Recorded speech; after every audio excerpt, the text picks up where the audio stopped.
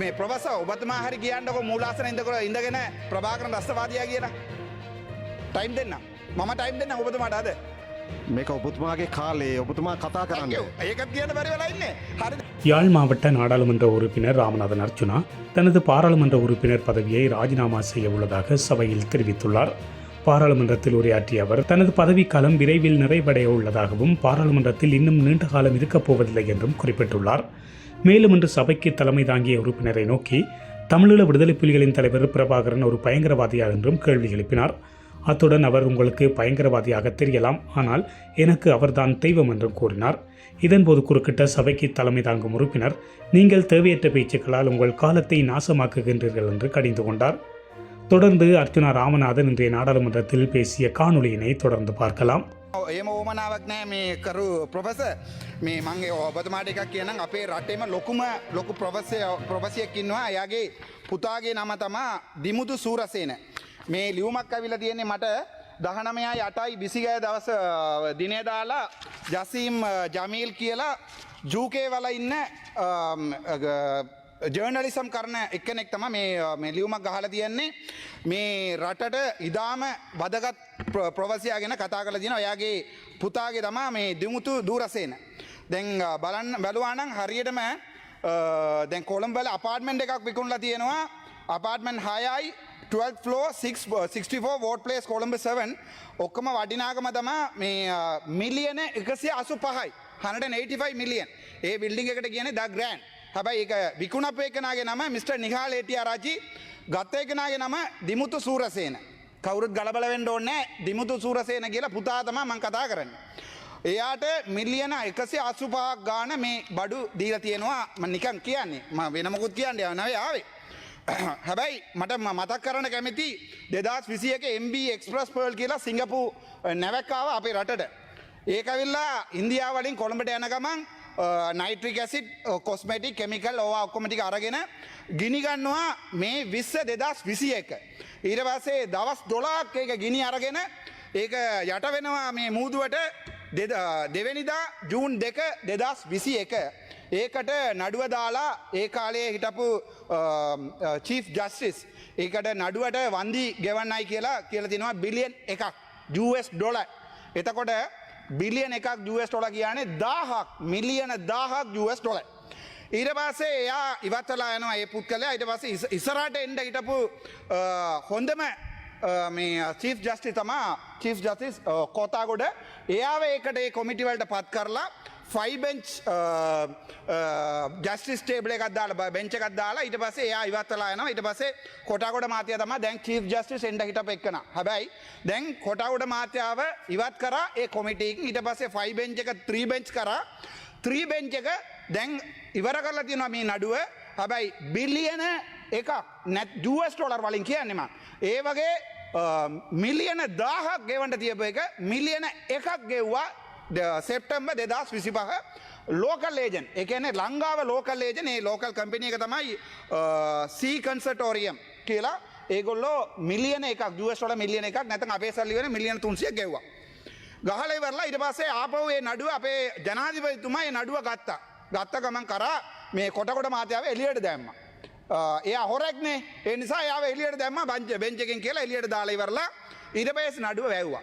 නඩුව වැව්වාම අපිට පාඩුවයි මිලියන 999ක් US ඩොලර්.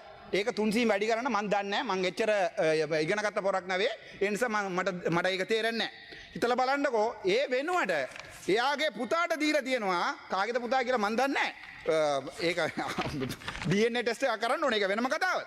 දිමුතු සූරසේනට බිලියන් හරිද? ඒක කතාවෙන් දෙපා අයියා. දිමුතු සූරසේනයි. මම ඔයාට කියන්න බෑනේ සයිකියාට්‍රික් ඩොක්ටර් කෙනා වෙලා ඉඳලා ඔයාට කියන්න බෑනේ ඔයා සයිකියාට්‍රික් ලඩ කියලා. මම කිව්වොත් ඔයා පව්. ඔයාගේ වයිෆ් උත් ඔයාට රැයට ළඟට එන්න දෙන්නේ නැහැ. ඒ නිසා මම කියන්නේ නැහැ ඔයාට. ඉන්නව කටවාඩ. මේ කරුණාකරලා මේක බලා ගන්නකෝ මේ අපේ ප්‍රොෆෙසර් මම ඔයාට ගරු කරනවා.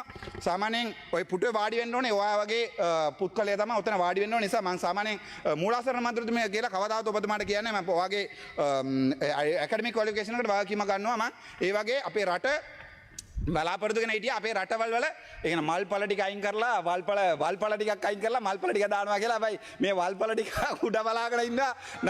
නමත් එක කියන්න කැමති නෑ. පව පොර නැගිටිනවා ඊට පස්සේ මේක තමයි chance කියලා. හැබැයි ඉතල බලන්නකෝ. දැන් මම අහන්නකෝ අනේ බබා අහන්නකෝ අන්තිම කතාව අහන්නකෝ. දැන් මම මේ කතා කරන්නේ මේ නේ ඉන්නකො පොඩ්ඩක්. එයා මගේ හිතවතා. මේ බල මේ මම ඒ කතාවත් කියන්න. එයා මගේ හිතවතා. ඒ නිසා බය වෙන්න එපා. දැන් මේ දිමුතු සූරසේන කියලා කිව්වම ආණ්ඩුව නැගිටින්නේ මොකටද? හර්ධ සාක්ෂි. මම දැන් මේ පාර්ලිමේන්තුවේ දාලා යන මේ ඇත්තටම මම කියන්න මේ මට හරි සිංහලද දන්නේ නැහැ. කියනවා අපේ දමල වලින් හැමෝම නිර්වාණයි නම්. ඒ කියන්නේ එක්කෙනෙක්වත් අන්ඩර්වෙයාර්වත් අදින්න නැත්තම් එතන අන්ඩර්වෙයාර් දාගෙන ඉන්න කෙනා මෝඩයි කියලා කියනවා. මන් දන්නේ ඒක සිංහලෙන් කියන කොහොමද හැමෝම ඒක ඒරියා එකේ හැමෝම නිර්වාණය වෙන්නවා නම් අන්ඩර්වෙයාර් දාගෙන ඉන්න එක්කෙනා මෝඩයා කියලා කියනවා. ඒ වගේ මේ පාර්ලිමේන්තුව ඇතුලේ මේ පුද්ගලයාගේ ඉස්සර මාව සයිකියාට්‍රික් පේෂන්ට් කියලා කිව්වා මට කිසි ලඩක් නැහැ. මේ මම ඒක අහලා තියෙනවා. මේකේ අංගොඩ වැඩ කරලා තියෙනවා සර් බෙහෙත් බිව්වද ඉන්නවම හරිද? මම මේ තෙලිබල වැඩ කරලා තියෙනවා අංගඩ වැඩ කරලා තියෙනවා අවුරුදු 20ක් මේ මෙඩිකල් සිස්ටම් එකේ. ඒ නිසා මට කිසි අවුලක් නැහැ. හැබැයි දැන් ඔක්කොම ගානවා බලන්නකෝ හේතුව. දැන් මම කතා කරේ දිමුතු සූරසේන ගැන. මම වෙන සූරසේන ගැන කතා කරලා නැහැ. ඔයාගේ තාත්තා වෙන්න නැති. ඔයාගේ පුතා වෙන්න නැති. මම ඒක කතා කරේ නැහැ. මේක තමයි මේ අපේ රටට වෙලා තියෙන්නේ. දැන් කෝදාගොඩ මහත්තයාව එළියට දාලා හරිද? හොඳ පුත්කලයා ටික එළියට දාලා අන්තිමට මේ කරලා තියෙන වල්පල මේගොල්ලෝ හිතනවා ඇති මට නඩුවක් තියෙනවා නේ. ඒ නිසා මාව අනේ මට තියන්නේ අර පොලිසියට වෙනපු එකයි ජෙලෝලයින් එක වල දාපු එකයි. ඒවා තමයි නඩුව තියන්නේ. ඒවා දාගන්න ඕ මාව හිරේ දාන්නකෝ. ඒකයි මම ඕගොල්ලෝ කියවලා පෙන්නන්න දුන්නේ. better to die standing than live on your knees කියලා. මරණයට බය නැහැ අපිට. හරිද? හැබැයි කවදාවත් මගේ කකුල් නමලා දනිෂ්ඨ මලාවිල්ලා ඕකට ලියුමක් අරන් ගිහලා අර නඩුව බේර ගන්න. ඒ නිසා මං යන්නේ. මතක තියාගන්න. හැබැයි ප්‍රොෆෙසර් මට මං කාලයක හිතාගෙන හිටියා අපේ දෙමළ මිනිස්සු සිංහල මිනිස්සු කවදාවත් එකතු වෙන්නේ නැහැ කියලා. මේ පාර්ලිමේන්තුව ආවට පස්සේ මම අත්‍තරම මෙතන ඉන්නේ හැමදාම අපේ චානක මාදුවට ගයියා හැමදාම ප්‍රභාකරන්ට බනිනවා. ඔයගොල්ලෝ දැක්කනේ ප්‍රභාකරන්ට බදිනවා. හැබැයි අපි මම වැඳලා ඉල්ලුවා අයියා විල මගේ ළඟට වාඩි වෙලා ඉන්න. අපි කවදා අපි අයිඩියෝලොජි වෙනස්. මගේ අයිඩියෝලොජි වෙනස්. ඔය මෙතුමාගේ අයිඩියෝලොජි වෙනස්. හැබැයි අපි එකට වාඩිලා ඉන්නවා. දැන් මෙතන නාමල් ඉන්නවා නම් ගෙනලා මෙතන වාඩි කරගන්නවා. හැබැයි තමුන්නාසලා බොරු කරලා තමයි මේ රට මේ රවටන්නේ. අපිට එහෙම බොරු කරන්න ඕනේ නැහැ. මම අදවත් කියනවා හෙටත් කියනවා මම එළිය මීඩියා වලටත් ගිහින් කියලා තියෙනවා. මම සිංහල ජනතාවට හිත නාස්ති කරන්න නැත්තම් මේ රිදණ්ඩට නෙවෙයි මම කියන්නේ ප්‍රභාකරන් දෙයියෝ කියලා. මම ගරු කරන්නේ මගේ මිනිසුන්ට.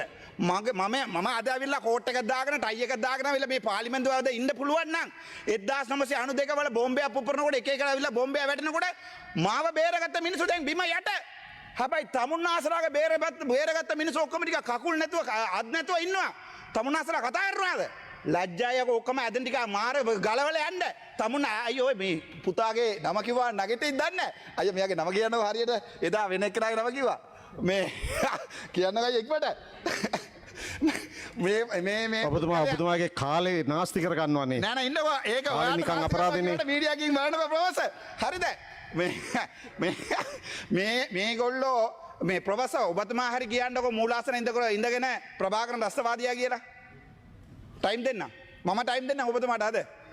මේක ඔබතුමාගේ කාලේ ඔබතුමා කතා කරන්නේ. ඒකත් කියන්න බැරි වෙලා ඉන්නේ. හරිද? මේ ඉන්නේ වල්පල මල්පල ටිකක් කියන්නකො ප්‍රභාකරන් රස්තවාදී කියලා. මෙතුමා කියනවා ප්‍රභාකරන් රස්තවාදී කියලා. මම කිව්වා දෙයියෝ කියලා. අපි අපේ ස්ටෑන්ඩ් එකේ ඉන්නවා. හැබැයි අපි එකෙන් ගන්න ආදරේ. දැන් අද අවිල්ලා ශානක අයියා වුණා මල්ලි ඇත්තම අන්තිම කතාවද කියලා. මං කිව්වා අන්තිම කතාව තමයි ඒක 31 වෙනිදා නඩුව තියෙනවා මං යනවා මගේ රක්ෂාවට කියලා. හැබැයි ඔබතුමාලා රටේට පට්ටබල් බොරුවක් කියන්නේ. මම බොරු කියන්නේ මගේ ඥාතිට. මගේ ඥාතිට ආදර නිසා මම ආදර සිංහල ඥාතිට. ඔයා ගිහිල්ලා ඕන්න අපි ඔට්ටුවක් දාමුද? එන්න කියන්නකෝ අන්ඩර්කුමාර සනායක අපේ ජනාධිපතිතුමාට ගිහිල්ලා ඔට්ටුවක් දාමු. මමද එයාද ඇත්ත කියන්නේ කියලා මේ රටට. ඒ වගේ ලැජ්ජ වෙන්නේ නැති වැඩ තමයි ඔය තමුන්නාසලා කරන්නේ. තමුන්නාසලා කියන්නේ මුස්ලිම් නෑ, සිංහල නෑ, ඊට පස්සේ දෙමළ නෑ කියලා. මම කියනවා මම දෙමළ. මම ඒක අමතක කරන්නේ නැහැ. මට දෙමළ කියන කිව්වම මට මාර සතුටක් හම් වෙනවා. හැබැයි මම බඩාගන්නේ සිංහල එක්කනාව. ඇත්තටම සිංහල එක්කනාව.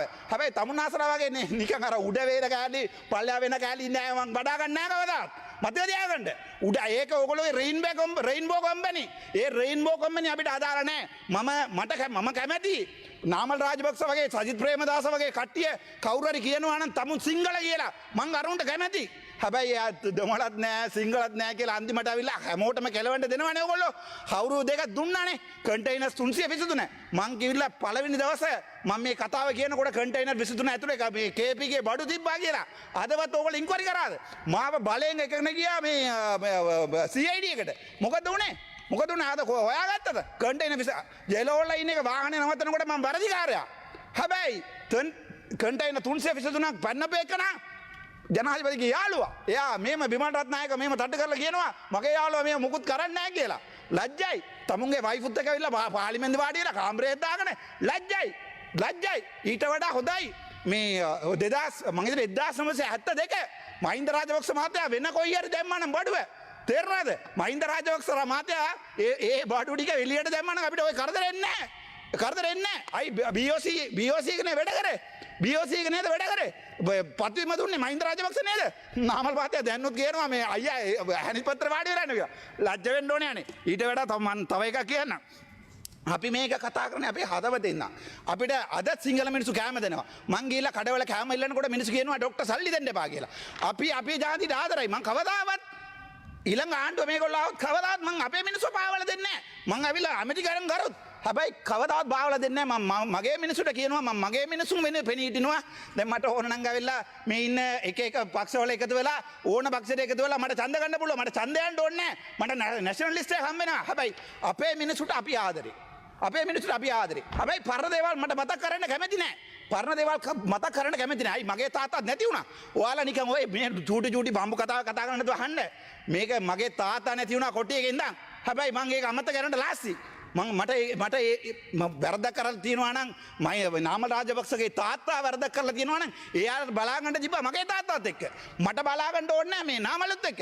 එහෙම බලාගත්තා නම් ඊළඟ පරම්පරාවේ මගේ පුතා ගිහිල්ලා නාමල්ගේ පුතාට කතා කරන්න බෑ. ගරු මන්ත්‍රීතුමා ඔබතුමායි කාලේ තව විනාඩි 2යි. thank you sir. හැබැයි ඕගොල්ලෝ ඇති කරන්නේ ඒක.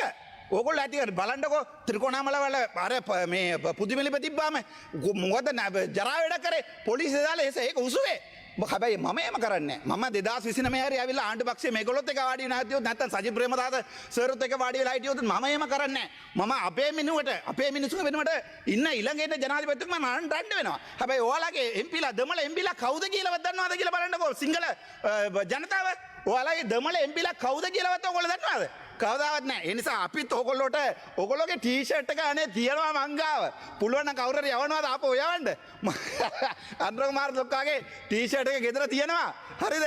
ඒක මම බල්ලට දානවා කියලා හිතාගත්තා. හැබැයි එහෙම නරක කරන්න බෑනේ මේ අපේ ජනාධිපතිතුමානේ. ඒ නිසා මේ බල්ලට කැමති වෙන්නේ නැහැ ඒකට. ඒ නිසා මම ඒකට දාලා නැහැ. හැබැයි බල්ලට කටක් තියනවා නම් ඌ දාන්න එපා කියයි. හැබැයි මම දාන්නේ නැහැ. එහෙම කරන්නේ නැහැ නේ. ටී-ෂර්ට් එක කියන්නේ මම. ඒ නිසා එහෙම කරන්නේ මට ඕන නම් ඔයගොල්ලෝට ආවිල්ලා දනිස්නමල ආවිල්ලා ඔයගොල්ලෝ ලියුමක් අරගෙන ගිහලා අර නඩුව බේරගන්න තිබ්බා. හැබැයි අපි එහෙම එයයි නගිටලා යන්නේ බබා. නගිටලා යනවා බබාලා. හැබැයි අපිට එහෙම ඕමනාවක් නැහැ. අපි ඒ කවදාත් කරන්නේ මේක මගේ අන්තිම කතාව. හැබැයි මම ඔයගොල්ලෝටත් කවදාත් වරදක් කරලා නැහැ. ඔයගොල්ලෝ කීයසරයක් ඇහුවද මට මල්ලි ඕක නවත්තන්න අපි ලියුමක් හදලා දෙන්නම් කියලා මම ඒක ගත්ත නෑනේ අද වෙනකන්. ඔයාලට අවිලා ගත්ත නෑනේ ඒ ලියුමක්. මම මගේ මිනිසුන්ටත් මම ආදරේ සිංහල ජනතාවටත් ආදරේ මුස්ලිම් ජනතාවට තමයි මම යන්න දවස්වල අන්තිම දවසේ අජර්මන් මෝෂන් එක දැම්මේ මුස්ලිම් ජනතාවට. හැබැයි මම එකක් කියන්නම් බැරි වෙලා හරි 2029 අපි ඡන්ද ඉල්ලනවා නම් මම ඡන්ද ඉල්ලන පැත්තට නම් කවදාවත් මේ ඡන්ද ඉල්ලන්න එපා ඔයගොල්ලෝ කවුරු හරි. හරිද? මිනිස්සුම ගහලා පෙන්නනවා.